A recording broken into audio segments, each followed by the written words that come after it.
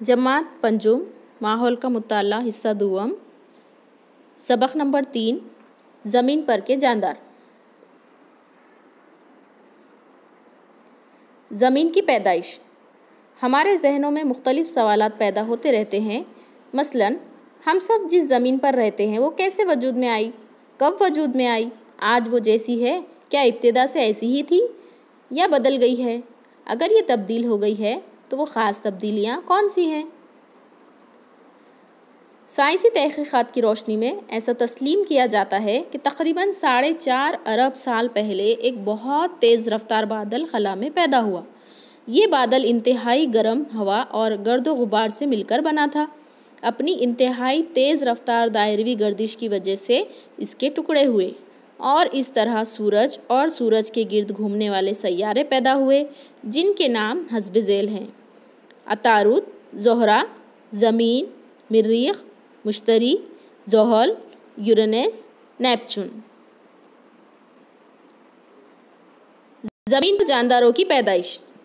इन तमाम सैयारों में ज़मीन पर जानदार यानी मखलूक मौजूद है।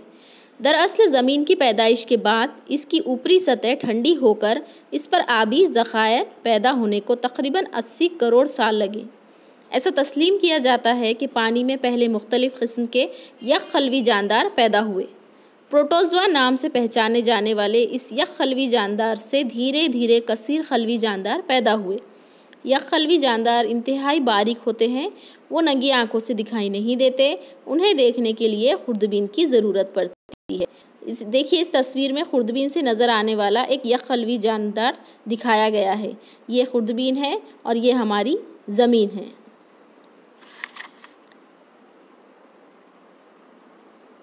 ज़मीन पर जानदारों की दुनिया। ज़मीन पर पाए जाने वाले जानदारों की दुनिया में जानवर और नबातात होते हैं। इनमें से हम यहाँ जानवरों की दुनिया पर गौर करेंगे। जानवरों की बाज़ खुसूसियत यहाँ दर्ज हैं। सबसे नंबर 1 है जानवरों में अमल तनफ़ुस होता है, यानी तमाम जानवर सांस लेते हैं। नंबर 2, जानवर ग़िज़ा हासिल करने के लिए या दीगर वजूहात से नक़्ल व हरकत करते हैं। नंबर 3, जानवरों की नस्ल से ताल्लुक़ रखने वाले बाज़ जानवर अंडे देते हैं जिनसे बच्चे पैदा होते हैं। जानवरों की नस्ल में से बाज़ जानवर बच्चों को जन्म देते हैं।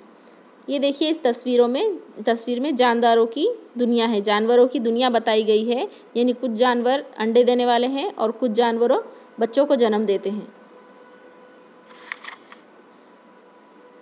अब इसके सवाल जवाब आप हल कीजिए।